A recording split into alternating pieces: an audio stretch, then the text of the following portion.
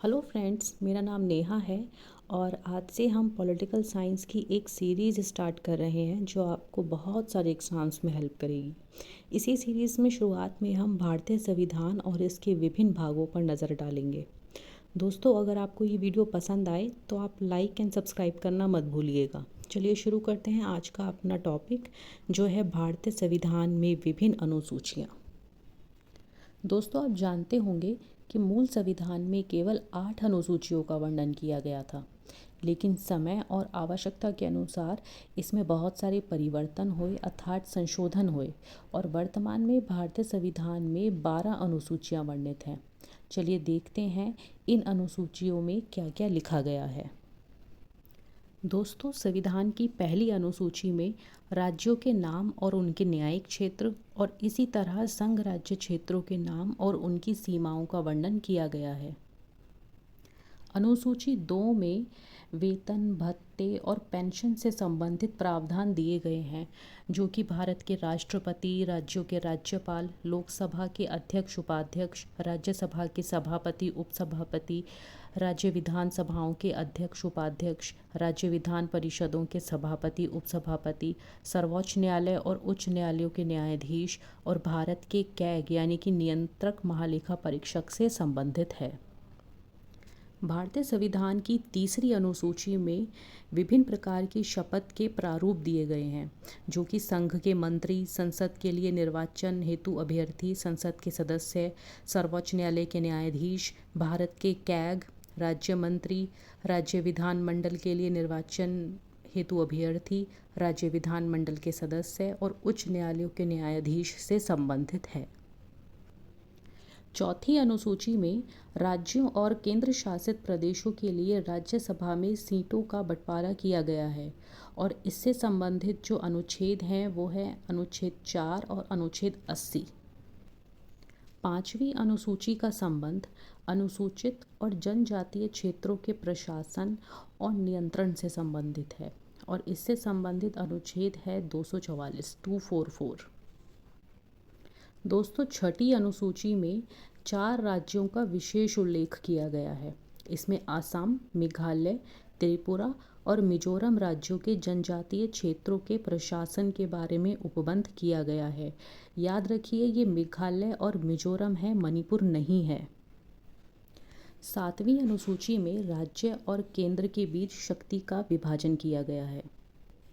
इसमें 3 सूचियां संघ सूची, राज्य सूची और समवर्ती सूची वर्णित है।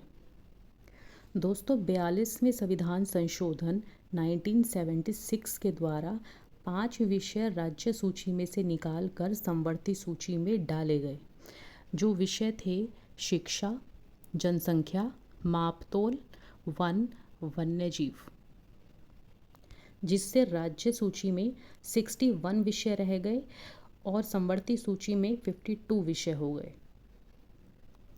दोस्तों, 8वीं अनुसूची में संविधान से मान्यता प्राप्त 22 भाषाओं का उल्लेख किया गया है, पर अगर हम मूल संविधान की बात करें तो मूल संविधान में सिर्फ 14 भाषाओं का उल्लेख था।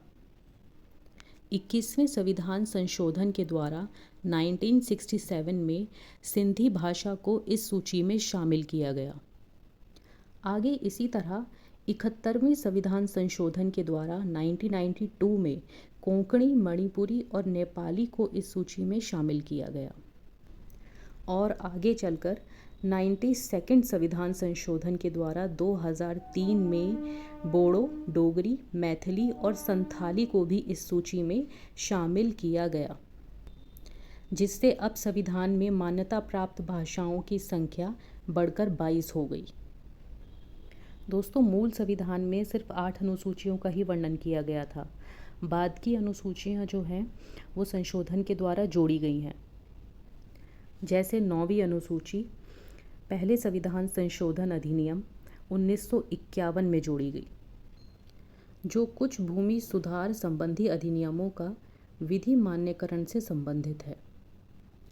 इसी तरह 10वीं अनुसूची 52वें संविधान संशोधन अधिनियम 1985 के द्वारा जोड़ी गई, जो कि दल बदल संबंधी उपबंधों और दल परिवर्तन के आधार पर अयोग्यताओं से संबंधित है। और इसे दल बदल रोधी कानून भी कहा जाता है। 11वीं अनुसूची 73वें संविधान संशोधन अधिनियम 1992 के द्वारा जोड़ी गई, जिसमें पंचायत की शक्तियों, प्राधिकार और जिम्मेदारियों का उल्लेख किया गया है। इस सूची में 29 विषय सम्मिलित हैं। दोस्तों, ये संशोधन अप्रैल माह में हुआ, इसलिए अप्रैल पे पंचायती राज दिवस भी मनाया जाता है। इसी तरह नगर पालिकाओं को शक्तियां देने के लिए 74वां संविधान संशोधन 1992 में किया गया, जिसमें नगर पालिकाओं की शक्तियों, प्राधिकार और जिम्मेदारियों का उल्लेख किया गया है और इसमें